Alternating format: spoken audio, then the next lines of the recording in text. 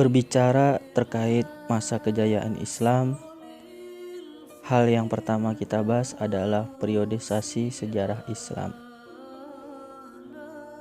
Harun Nasution di dalam bukunya yang berjudul Islam Ditinjau dari Berbagai Aspek membagi sejarah Islam ke dalam 3 periode besar. Yang pertama periode klasik, yang kedua periode pertengahan, yang ketiga periode modern. Periode klasik terjadi pada tahun 650 sampai 1250. Periode klasik merupakan periode kejayaan Islam yang dibagi ke dalam 2 fase. Fase ekspansi dan integrasi. Ini terjadi pada tahun 650 sampai tahun 1000. Dan fase disintegrasi terjadi pada tahun 1000 sampai 1250. Periode selanjutnya adalah periode pertengahan.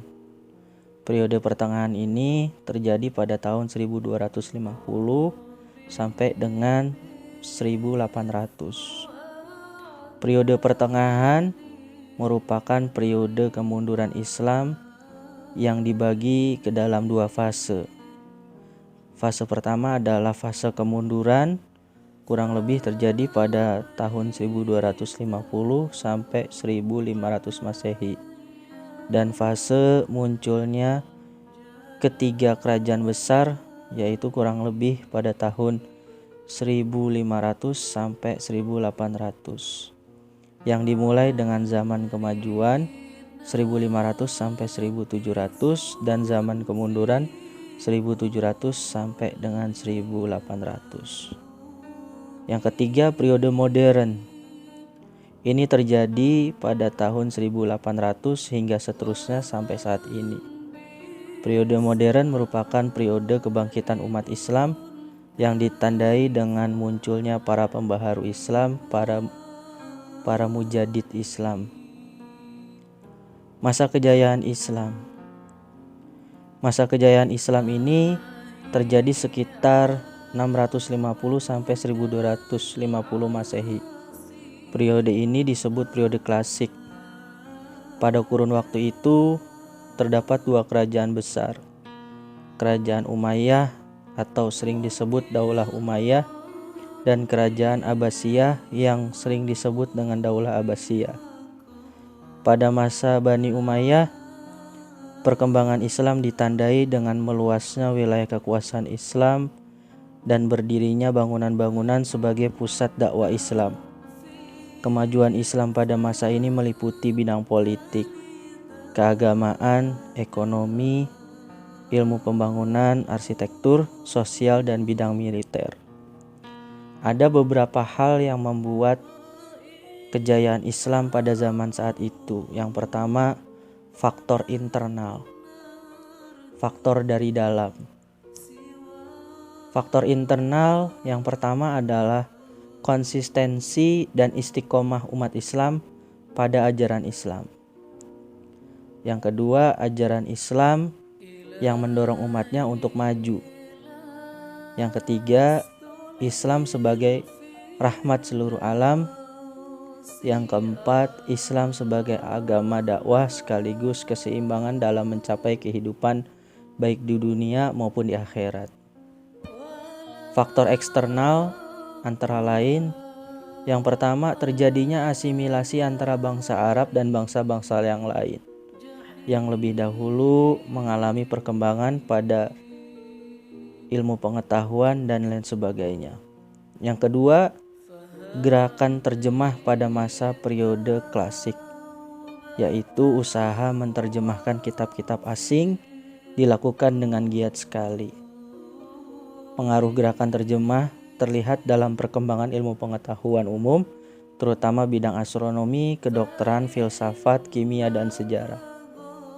Selain dari faktor tersebut, kejayaan Islam ini juga disebabkan oleh adanya gerakan ilmiah atau etos keilmuan dari para ulama yang dapat menjadikan kejayaan Islam.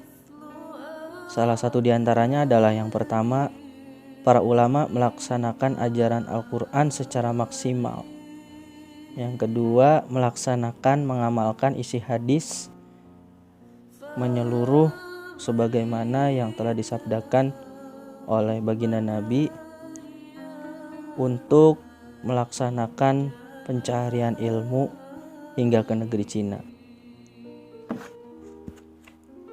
Yang ketiga, mengembangkan ilmu agama dengan berijtihad.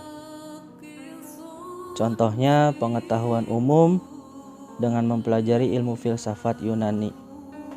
Maka pada saat itu banyak bermunculan ulama fikih, tauhid, tafsir, hadis, ulama bidang sains, ilmu kedokteran, matematika, optik, kimia, fisika, geografi, dan lain-lainnya.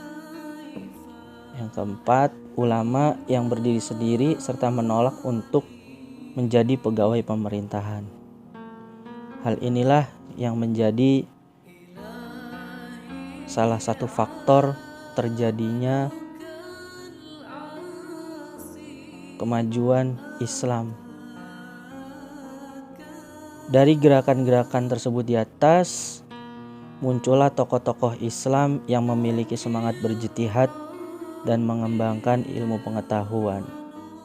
Antara lain ilmu filsafat, ada Al-Kindi, Al-Farabi, Ibnu Bajjah, Ibnu Tufail, Ibnu Sina, Al-Ghazali, Ibnu Rus.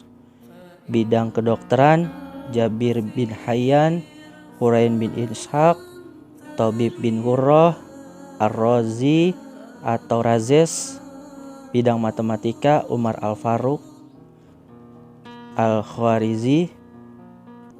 Bidang astronomi, Al-Farazi, Al-Ghattani, Abul Wafa, Al-Farghani. Bidang seni, Badr dan Tarif.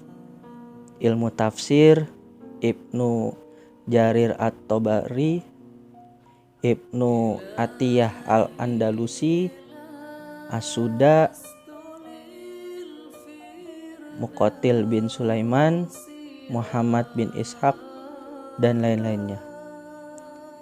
Ilmu hadis, Imam Bukhari, Imam Muslim, Ibnu Majah, Abu Daud, At-Tirmizi, dan lainnya. Berdasarkan hal itulah yang menyebabkan kemajuan Islam terjadi pada saat itu. Sehingga saat ini kita harus bangkit kembali, kita harus berusaha kembali membuat umat Islam berjaya pada masa modern ini. Ada beberapa hal yang menyebabkan umat Islam itu terjadi kemunduran. Salah satunya adalah kemalasan yang terjadi sehingga umat Islam itu sulit untuk bangkit.